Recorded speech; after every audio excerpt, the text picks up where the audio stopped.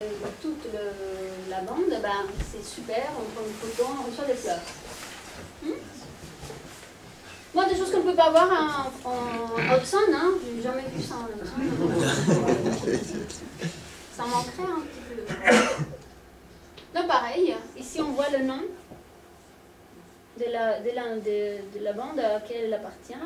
Et ils ont des grades, etc. C'est tout un monde. Hein. Et nous arrivons dans le côté très très technologique. Donc, ceci est un robot d'accueil. Et Hatsune Miku, si vous le connaissez, c'est un hologramme qui fait le tour du monde actuellement. Hatsune Miku, c'est un hologramme qui chante et danse. Et les gens vont, quand ils se déplacent pour voir Shakira, ils vont voir ça et ils payent. Donc ils ont intérêt quand même à avoir des super appareils technologiques parce que c'est un bug. Mais ça n'a jamais de bug. Hatsune Miku, elle est à Los Angeles, elle fait des tours du monde. C'est un hologramme. Elle est très célèbre et elle chante comme un hologramme, quoi. Et là, voilà, nous avons un robot en face d'un temple Shinto. C'est rigolo, hein, ça. Je vais vous montrer trois petites choses pour vous montrer un petit peu la paradoxe et les contrastes. Ça, c'est une guerre de sumo robotique.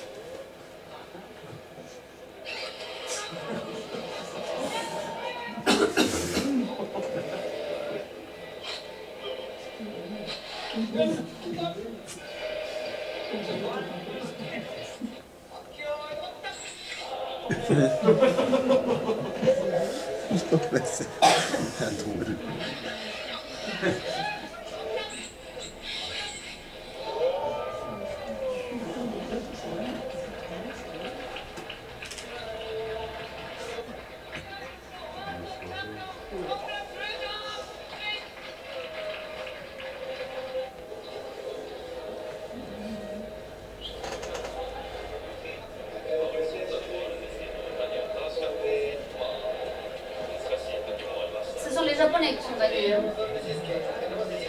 Les Mexicains, ils sont deuxième place pour la troisième fois. Ça, c'est pas des Japonais. Ça, ce sont les Mexicains. Ça se voit. Hein. Alors, des tournois et des sumo. Nous allons voir comment les Japonais vivent déjà avec les robots.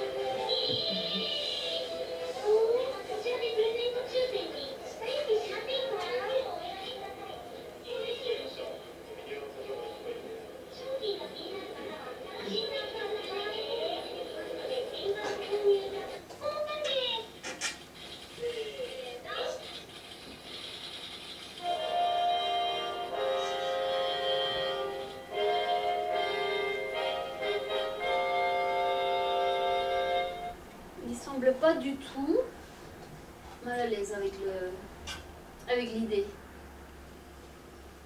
Et quelque chose, c'est si vous allez au Japon, si vous êtes déjà allé, vous ne pouvez pas louper.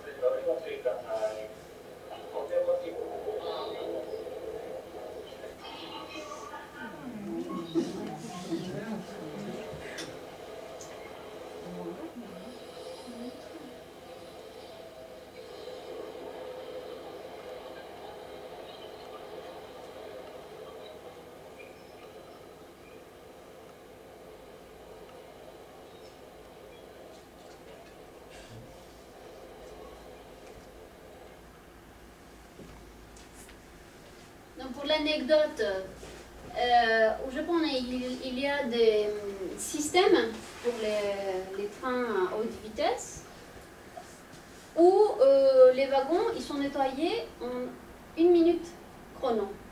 C'est-à-dire les personnes, ils arrivent, celles qui nettoient, et 1 minute plus tard, tout est prêt, propre et parfait pour que les prochaines personnes puissent rentrer. C'est 1 minute chrono. Et ils ne sont jamais en retard, pour votre information. C'est le moyen de retard des trains au Japon, c'est d'1 minute à l'an. Donc soyez pas en retard si vous avez un train à prendre. Hein. Et elle ne va pas vous attendre. Et ça, c'est aussi quelque chose que j'ai eu l'opportunité de vivre au Japon. C'est qu'au Japon, mon sac est devenu mon sac. Je m'explique.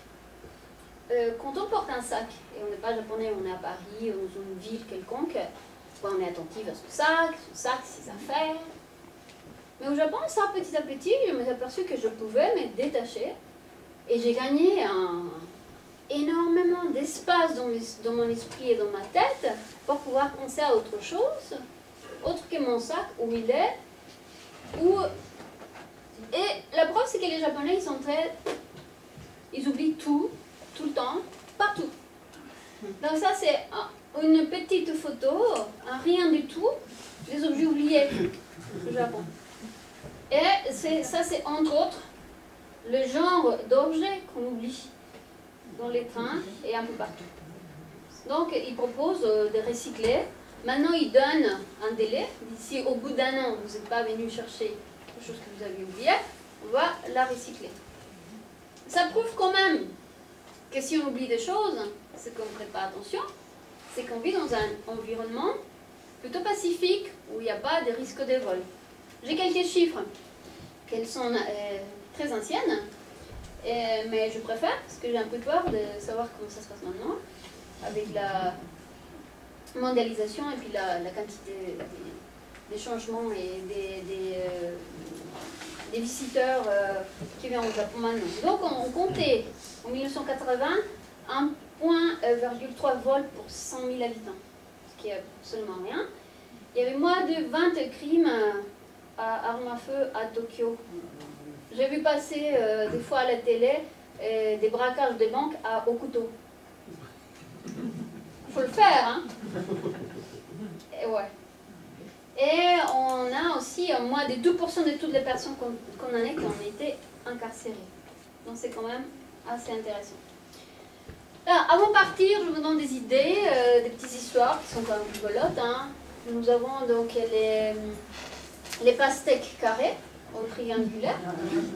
Alors, les pastèques carrés, c'est né d'une simple raison, c'est parce qu'ils sont carrés, ils sont plus faciles à transporter. Voilà. Et puis, elle a poussé un petit peu plus loin, elle a dit, tiens, si je fais en forme de Fuji, ça peut être sympa aussi. Voilà, elle s'est fait un petit pastèque en forme de Fuji. Les Japonais, comme ils sont toujours fatigués, ils dorment tout le temps. Donc, il y a certaines idées, hein, on pose menton pour dormir dans le train, ou carrément c'est scotché à la vitre pour ne pas tomber sur son voisin. Nous avons aussi celui qui aime les pâtes, mais qui n'arrive pas à les manger parce qu'elles sont trop chaudes. Un refroidisseur des pâtes instantané. Ouais. Voilà. Donc, l'exemple du Japon montre qu'il n'existe pas des trajectoires uniques vers la modernité. Ce qui explique pourquoi le Japon semble être au monde, mais sans être du monde. L'histoire du Japon indique que la modernisation industrielle d'un pays n'implique pas forcément son occidentalisation. C'est Jean Clamer qui dit ça, pas moi. Mais moi, je l'ai pris parce que je suis assez d'accord avec lui. Ça, ce sont les sources. Pour ceux qui sont vraiment intéressés pour aller plus loin, je vous conseille ce livre qui s'appelle Énigmatique au Japon. C'est très intéressant. Un must à lire, L'éloge de l'homme. C'est Junichiro Tanizaki qui a écrit ça dans les années 60 par là, qui explique très bien la conception du Japon par rapport à l'ombre et la lumière. Et les vidéos que je vous ai montrées, ils viennent de Nippon News. C'est une chaîne d'information un petit peu indépendante. Avant de clôturer, je voudrais savoir si vous aviez des questions, des commentaires. Non, pas de questions? Oui. Déjà, je voulais vous remercier parce que vous êtes une personne très intéressante à écouter. Merci J'ai découvert beaucoup de choses. Et comme je suis très curieuse, je serais intéressée de savoir comment de la Colombie, en passant par le Japon, vous avez atterri sur la planète. Bon, en fait, c'est de l'amour, simplement. J'ai rencontré un Français au Japon qui m'a emporté. Je suis passée de 30 millions à 3000 personnes. Ouais, c'est un choc culturel. Il y a beaucoup d'espace. Avec beaucoup d'espace et voilà, j'ai pu faire ça. Et voilà. C'est de l'amour. Belle histoire. Merci. D'autres questions? Oui, le terme Kamui est dérivé de Kami. Camille? Kamui. Kamui? Kamui? J'ai entendu ce mot-là. Je ne sais pas trop si c'est dérivé de Kami. Ah, c'est peut-être... Kimui? Kiwi. Kiwi. Kamui. Kamui. Kamui. K-A-M-U-I. Kamui, non. Ça me dit pas, excusez-moi. C'est l'accent franco-suisse. Oui, Ouais, c'est à l'accent. ça doit tout fausser. En fait, on utilise... les Japonais, ils adorent les abréviations. Par exemple, Pokémon. Vous savez ce que c'est? Pocket Monster. Pokémon. Pasokon. Personal Computer. Pasokon. Ils font toujours des petites abréviations comme ça, comme ça. Alors, on utilise récemment, les générations plus jeunes, ils utilisent des expressions comme kimoi. Kimochi, c'est-à-dire sensation. Et kimoi, ça veut dire kimochi warui, je me sens mal. Ça ne ressemble pas bien. Au lieu de dire kimochi warui, ils vont dire kimoi. Et ils ont plein de mots comme ça qui apparaissent dans les nouvelles générations. Les gens, ils inventent énormément de choses. J'ai entendu dire qu'au Japon, on n'avait pas le droit de fumer dans les rues. Plus maintenant, mais ça c'est très récent. Bah, déjà c'est mal vu, c'était mal vu pour les filles, c'est pas des choses qu'on fait au Japon, parce que nous sommes toujours, le Confucius et les Shinto, ce sont des liens entre l'homme et l'homme, un espace très réduit, il y a des choses qu'on fait que chez soi.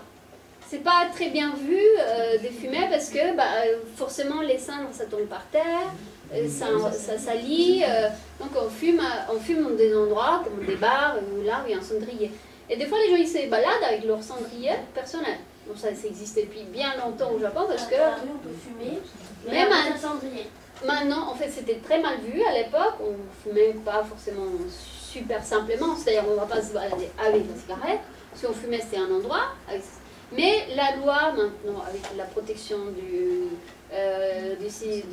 l'écosystème et surtout l'espace public, ça devient de plus en plus, par exemple à Tokyo, à Kyoto, c'est complètement interdit de fumer en tout lieu, simplement. Ça devient... chez soi oui, mais pas dans l'espace public. Donc la rue étant un espace public, c'est simplement non. Mais bon, on n'est pas encore à Singapour, on ne peut plus manger de chewing-gum. Si vous arrivez avec du chewing-gum, on le prend. Hein. Ça va. À Singapour, on n'a même plus le droit de marcher des chewing-gums là-bas. Non, on ne peut pas manger des chewing-gums. C'est à cause de la pollution? Non, c'est surtout que ça colle et puis après on ne peut pas marcher. C'est quand même... Et puis ça se dégrade, je ne sais pas combien de millions d'années. Il faudrait qu'ils arrêtent de faire rouler leur voiture. Exact. Alors, d'autres questions concernant le Japon? Il n'y a rien qui vous dit tout ça? Allez-y, c'est le moment. Le Japon est à combien de la Russie? Ah, c'est tout près, hein? Est-ce qu'on peut y aller par le train? Non. Non, parce que c'est tout près, mais il y a les îles. Hein. Je vais regarder. Toujours là, on va faire ensemble. C'était Gérard d'Aboville qui avait traversé à la Rhin. Non, c'était pas ça. Mais la Russie est juste à côté. Ça, c'est la Corée du Sud, la Corée du Nord, et la Russie, ça commence là. Et là, ça vient jusqu'ici. Donc d'ici à là, il faut passer en bateau. Il faut savoir qu'il y a un territoire qui est un petit peu en conflit avec le Japon et la Russie. Donc normalement, c'est un territoire qui est japonais, mais tous les habitants, ils parlent le russe. Ah, comment faire? Donc même jusqu'ici, quand on arrive, j'ai eu l'opportunité d'arriver jusqu'ici, les panneaux, ils commencent à être en russe. Parce que c'est un transit vers l'étranger quand même. Donc on ne peut pas passer au train. Il y a Vladivostok qui doit être quelque part par là. Vladivostok. Merci. Donc non, on ne peut pas passer partout. D'autres questions? Des choses qui vous ont pas chatouillé? On parlait par exemple d'efficacité, des termes on utilise actuellement dans les entreprises, des outils qui viennent du Japon, les codes de qualité, si vous avez entendu parler des kaizen, des améliorations. Ça vous a pas un petit peu choqué de dire pourquoi il faudrait qu'on fasse comme les Japonais?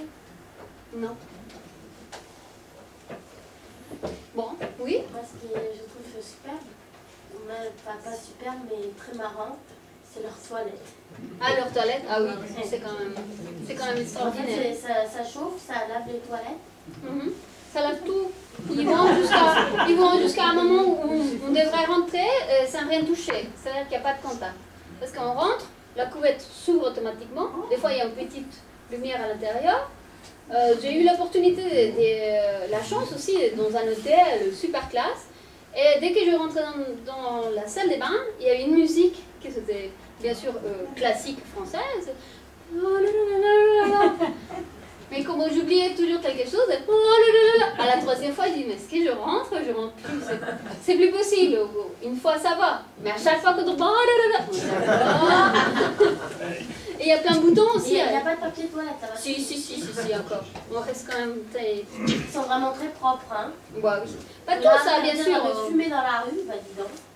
Ça, c'est un peu la loi. Hein. C'est-à-dire que ce sont des choses qu'on doit ou pas faire. Hein. Une fois, on a eu une histoire très cocasse. On rentrait un groupe de personnes dans quelques étrangers. Et c'est sûr que c'est tous les boutons, on ne sait pas forcément à quoi ça sert. Donc on s'amuse un petit peu à savoir. Et il y avait un gros bouton. Et bien sûr, on avait tous envie d'appuyer sur le bouton. Donc quand on appuyait sur le bouton, on sortait des toilettes. Après, il y avait quelqu'un d'autre qui allait. On appuyait sur le bouton et il ne se faisait rien, forcément. Et en fait, petit à petit, on s'est aperçu qu'à chaque fois que quelqu'un allait aux toilettes, ça faisait... En fait, c'était un appel d'urgence. Parce qu'il y avait une personne âgée dans la maison. Donc, au cas où, si elle tombait ou quelque chose, elle avait un bouton pour appeler. Mais tous, on a appuyé sur le bouton. La curiosité, hein, on veut savoir absolument à quoi ça sert. Bon, si... Est-ce vous qui avez fait les tableaux? Alors oui, les tableaux. Ça, ce sont des soumillets, donc ce sont des tableaux c'est moi qui les ai faits. Et je viens sur la fin. C'est fait au pinceau, là? Oui, ça c'est fait au pinceau, donc. Nous avons une association, nous proposons des cours de japonais, des cours de calligraphie et des cours de sumi. Sont sous forme de stages, l'ikebana, je fais aussi les compositions florales, et l'origami, et la cérémonie du thé. Et ce sont des réalisations, c'est l'encre sur papier tout simplement. Si vous voulez tout à l'heure, vous pouvez le regarder. Prenez soin de ne pas trop y toucher parce qu'ils ne sont pas fixés. Donc si ça tombe et ça casse, ça casse. C'est un papier spécial. Hein? C'est un papier spécial. C'est un papier qu'on appelle un papier de riz. Mais c'est pas parce que ça fait à partir de riz, c'est un papier très fin, très absorbant, qui est actuellement collé sur un autre support, hein, sur un autre papier plus épais. Mais au moment de la réalisation, c'est un papier fin qui ne permet pas de réfléchir trop à ce qu'on fait. Dès qu'on réfléchit, ça fait... voilà. Donc il faut être vraiment dans le moment précis. Le papier de riz, ça existe. Moi, j'ai été dans un pays asiatique et les cahiers pour enfants étaient faits en papier de riz. Ah oui, super. Enfin, avec du riz. Avec du riz. Ah oui, Et super. vous avez de beaux cahiers, hein. On Ah peut ouais. faire des belles feuilles. Ceux-ci, ils sont faits à partir d'un arbre qui s'appelle un mûrier. Mûrier d'Orient, hein, c'est-à-dire le Corée, Chine, Japon. Et les calligraphies, donc vous avez deux calligraphies, une là-bas et puis le cœur qui est là-bas, c'est M. Merkel qui est dans le salle, qui les a réalisés. Voilà, donc si vous êtes intéressé, vous pouvez jeter un petit coup d'œil sur notre site. Nous avons tout ce qu'il faut, les contacts. Envoyez-nous un petit mail, je vous mettrai dans ma liste des contacts et puis je vous envoyerai les informations pour les activités qu'on fait. On fait quand même pas mal de choses. Sur Belfort, actuellement c'est le mois du livre. Sur Besançon, je fais des voyages au Japon. Donc si vous êtes intéressé, artjapon.net, c'est très facile à obtenir. Vous pouvez nous faire un petit coucou et puis on vous tient quand même en contact de nos activités. Quelqu'un d'entre vous est déjà allé au Japon? En Asie. En Asie, oui. D'accord. Où ça? Au Vietnam et au Cambodge. D'accord. Et en Chine. Waouh! Donc j'ai déjà 2 postulants pour la prochaine année. Ouais. 2 personnes qui vont partir bientôt. Des personnes qui ont été très proches du Japon sans y aller. Ouais. Ouais. C'est des personnes qui ont travaillé avec des Japonais longtemps. C'est vrai que c'est pas évident puisqu'on ne voit pas l'histoire des paradigmes. Des fois on ne voit pas la même chose. On ne voit pas de la même façon. Et c'est très difficile la différence culturelle entre le Japon et la France, et le Japon et le reste du monde tout court. Hein. Et, on ne sait pas des fois ce qu'on doit faire. Je vais vous raconter une toute dernière anecdote. Je suis interprète, c'est ma profession. Et j'étais avec un groupe de Japonais qui venaient pour un gros contrat dans une entreprise française. Et puis les Français, c'est un exposé, on s'est décidé à signer le contrat, simplement. Et au dernier moment, on a décidé d'aller manger, parce qu'on ne voudrait pas les esprits se détendent. Et je suis censée traduire absolument tout ce qui s'est dit. Et à un moment donné, les Français commençaient à se sentir un petit peu plus cool et tout. Et ils ont commencé à avoir un peu de vin, c'était un petit peu plus détendu. Et ils ont commencé à rigoler de toutes choses. Et je ne sais pas pourquoi le sujet est venu sur la table. Et il y a un Français qui a dit « Ouh là là, prêter cette carte bancaire à sa femme, jamais de la vie !» Oh là là, non, ça se fait pas. Non, prêter sa carte bancaire à sa femme, ça se fait pas. Et les autres Français, ah oui, ha, ça rigole. Bon. Alors, le Japonais me demandait qu'est-ce qu'ils ont dit. Et j'ai commencé à sentir ma petite goutte derrière. Ils disent que prêter une carte bancaire à sa femme, mais jamais de la vie. Pourquoi ça? Ils demandent le Japonais. Alors je demande au Français, pourquoi ça? Ben non, ça se fait pas. Imaginez. Alors, non, ça se fait pas, imaginez. Alors le Japonais commençait à vraiment se poser des questions. Mais pourquoi? Et ben, parce qu'on ne peut pas faire confiance à sa femme, qui est français. Alors le Japonais, il parle entre eux, et il discute. Il dit, mais écoutez, si vous ne pouvez pas faire confiance à votre femme, nous, on ne peut pas vous faire confiance. Et ils sont partis. Bon, l'anecdote est sexiste, et puis c'est une anecdote, c'est une blague, je ne sais pas si c'était vrai, mais à quel point c'est très fragile. C'est-à-dire ce qui pour l'un peut être une blague, pour l'autre, ce ne l'est pas du tout. Mais ils ne peuvent pas comprendre, parce que pour le Japonais, d'ailleurs, à l'époque, à un certain moment, tous les salaires étaient virés à l'homme de la maison. Et la femme, elle avait l'administration de l'argent, mais lui, il ne savait même pas combien il gagnait. C'est la femme qui touche l'argent. C'est bon, voilà, tu me donnes mensuellement, tiens, tes clopes, le taxi, et puis elle dit tout. Lui, il ne savait même pas combien. Donc, comment c'est vu d'un point de vue japonais, mais c'est simplement impossible. Alors que vu d'un côté français, bah, on peut rigoler de tout quand même. Et voilà, ça fait. Bon, avec ces petites anecdotes, je vous remercie. Et je